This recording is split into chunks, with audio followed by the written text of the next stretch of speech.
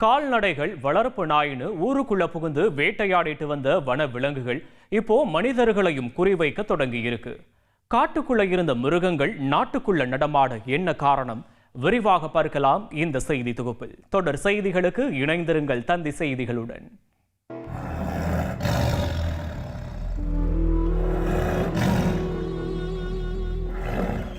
சிறுத்தை, புலி, சென்னாய், கரடி, காட்டெருமை, யானை இப்படி காட்டுக்குள்ள நடமாடிக்கிட்டு இருந்த வனவிலங்குகள் எல்லாம் இப்ப ஊருக்குள்ளேயும் அடிக்கடி விசிட் அடிக்க தொடங்கி இருக்கு.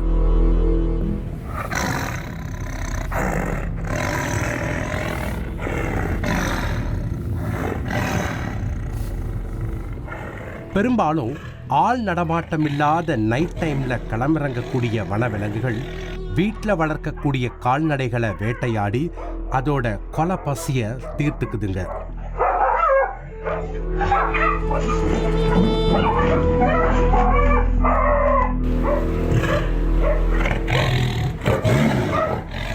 ஒருவேளை தப்பி தவறி அந்த மிருகங்களோட கண்ணுல மனுஷன் சிக்கினா மரணம்தான்.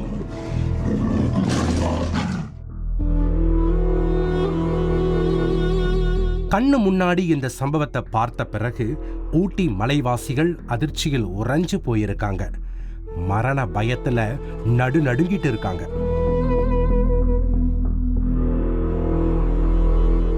என்ன நடந்துச்சு?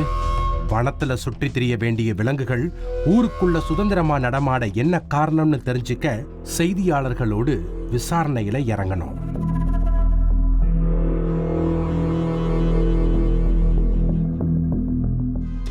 ஊட்டி பக்கத்துல உள்ளது பிக்கட்டி சத்தியமூர்த்தி நகர்.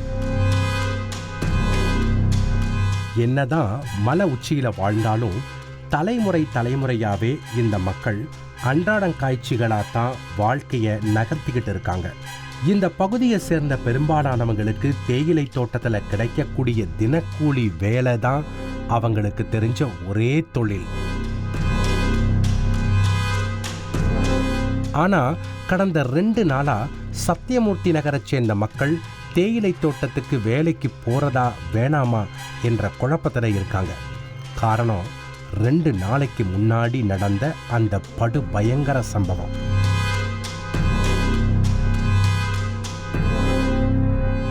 சென்ற வெள்ளிக்கிழமை மாலை நேரம் இதே பகுதியைச் சேர்ந்த சதீஷ்குமார் என்பவர் தேயிலை தோட்டத்துக்கு வேலைக்கு போயிட்டு வீடு திரும்பி இருக்காரு.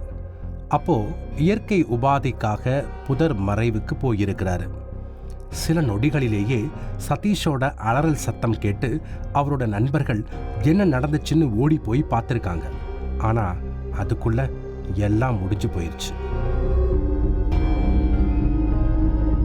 ஐயோ அப்படிங்கிற ஒரு சவுண்டு வந்துச்சு. என்னடா சவுண்டு வருதுன்னு சொல்லிட்டு கீழே சதீஷுன்னு சொல்லி சத்தம் போட்டேன். எந்த ஒரு பதிலும் இல்லை. சரி கீழே போய் பார்க்கலான்ட்டு கீழே வந்து பார்த்தா ஆளையும் காணோம். ரொம்ப நேரம் தேடணும், ஒரு 1/2 மணி நேரம் 3/4 மணி நேரம் தேடணும், ஆளையவே காணோம்.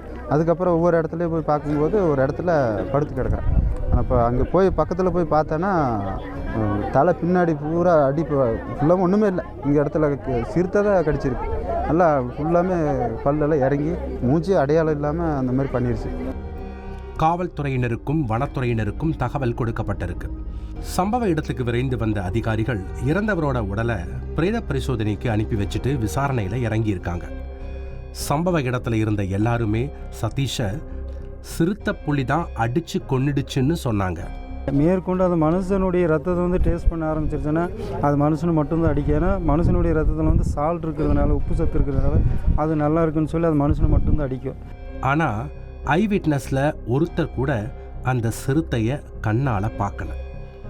இதையடுத்து சதீஷோட போஸ்ட்மார்ட்டம் ரிப்போர்ட் அவர் கரடி அடிச்சு இறந்து போயிருக்கிறதா தெரியப்படுத்துச்சு. ஃபஸ்ட்டே கரடிங்கெல்லாம் கலாட்டு தாய்ச்சிங்க. இவங்க வீட்டில் இறந்தவங்க வீட்லேயே வந்து நைட்டில் தட்டி இவங்க கட்டில் மேலே ஏறி நின்று குழந்தைங்களோட சத்தம் போட்டு பக்கத்து வீட்டுக்காரங்களாம் வந்து தான் துரத்துனாங்க.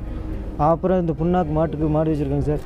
புண்ணாக்கெல்லாம் வந்து 2-3 வீட்டெல்லாம் உடைச்சிருக்குங்க. அப்போவே எல்லா ஏரியாவிலும் அதே கம்ப்ளைண்ட் தாங்க. கோயில் எண்ணெயை குடிச்சிட்டு போயிருங்க, கோயில் கேட்டெல்லாம் கிரில்லுங்களால் எங்கள் ஊர்லேயே மடக்கி விட்டுருக்குங்க சார். உயிரிழந்தவரோட குடும்பத்துக்கு 10 லட்சம் நிவாரணம் அறிவிச்ச அரசாங்கமும் முதற்கட்டமா இறந்தவரோட ஈமச்சடங்குகள் செய்யறதுக்காக 50,000 சதீஷோட மனைவி கிட்ட ஒப்படைச்சிருக்காங்க.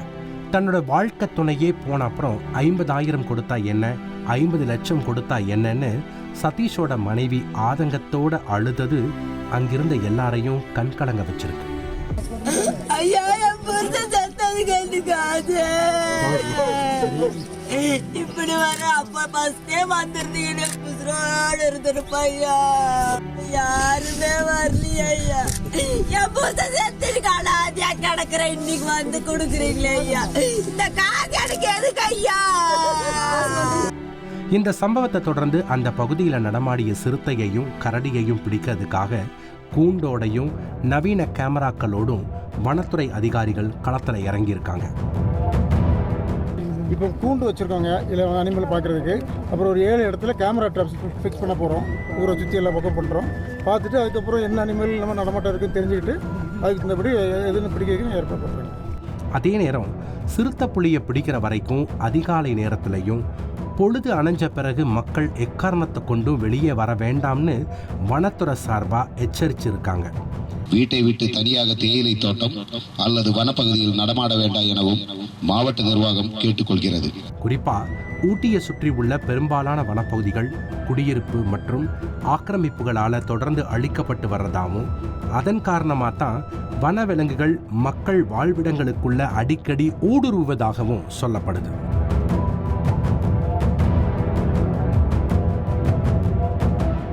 அது மட்டும் இல்லாமல் சதீஷ் காயமடைஞ்ச பிறகு அவரை உடனடியாக மருத்துவமனைக்கு அழைச்சிட்டு போகிறதுக்கு கூட அந்த பகுதியில் ஆம்புலன்ஸ் சேவை இல்லைன்னு குற்றம் சாட்டுறாங்க. நாங்கள் எல்லாம் கொண்டாந்து மெயின் ரோட்டுக்கு கொண்டாந்து சேர்த்திட்டோம். ஆனால் அது அங்கேருந்து வரதுக்கு ஏறக்குறைய 1.5 மணி நேரம் ஆயிடுச்சு. ஆனால் 1.5 மணி நேரத்துக்கு முன்னாடியே ஆம்புலன்ஸ்க்கெல்லாம் ஃபோன் பண்ணியிருக்கிறாங்க. கவர்மெண்ட் 108 ஆம்புலன்ஸ் வரவே கிடையாது. இங்கே வந்து பாடி கொண்டாந்து இங்கே ரோட்டில் வச்சு 1 மணி நேரம் ஆச்சுங்க. அப்பவும் ஆம்புலன்ஸ் 108 வரல. இது மட்டும் இல்லாமல் தெரு விளக்குகளும் அந்த பகுதியில் சரிவர பொருத்தப்படலை. அதுவும் வனவிலங்குகளுடைய நடமாட்டத்திற்கு காரணமாக மாறி இருக்கிறதா தெரிவிக்கிறாங்க. நான் மூட்டை வச்சுட்டு மேலே வந்துட்டு கீழே போகிறதுக்குள்ளே வருதுங்க. வழியில் ஆப்போசிட்டில் உள்ளவங்க என்னை சத்தம் போட்டு கூப்பிட்றாங்க. இந்த மாதிரி கரடி புலி வருதுக்கா, என்ன வருதுன்னு தெரியல, ஆனால் வந்துட்டு இருக்குங்க. கடைசியில் பார்த்தா சிறுத்தை புலி தாங்க வருது. நான் போயிருந்தாலும் என்னையும் அன்றைக்கி பிடிச்சிருக்குங்க. அந்த மாதிரி ஆயிடுச்சு. நாங்கள் நிறைய தாட்டி சொல்லியிருக்கோங்க. கலெக்டருக்கு நான் மனு கொடுத்துருக்கேங்க. போன மாதம் 2ஆம் தேதி நான் மனு கொடுத்துருக்கேங்க. இதற்கிடையே நேற்றைய தினம் வண்டிச்சோலை பகுதிக்குள்ளே புகுந்த ஒரு சிறுத்தை அப்பகுதியைச் சேர்ந்த ஒருத்தரோட வளர்ப்பு நாயை கடிச்சு குதறி இருக்கு. சிறுத்தையோட தாக்குதலில் படுகாயமடைஞ்ச நாய் பரிதாபமாக இறந்து போயிருக்கு. வண்டிச்சோலை பகுதி ஊட்டி பொட்டானிக்கல் கார்டன் பக்கத்தில் உள்ள ஏரியாவாக இருக்கிறது. தற்போது அதிகாரிகளையே கதிகலங்க வச்சிருக்கு.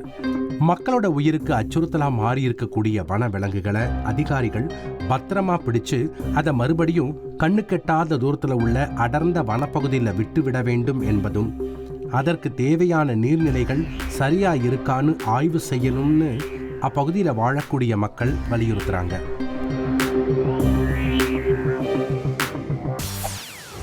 செய்திகளை உடனுக்குடன் தெரிந்து கொள்ள உடனே சப்ஸ்கிரைப் பண்ணுங்க.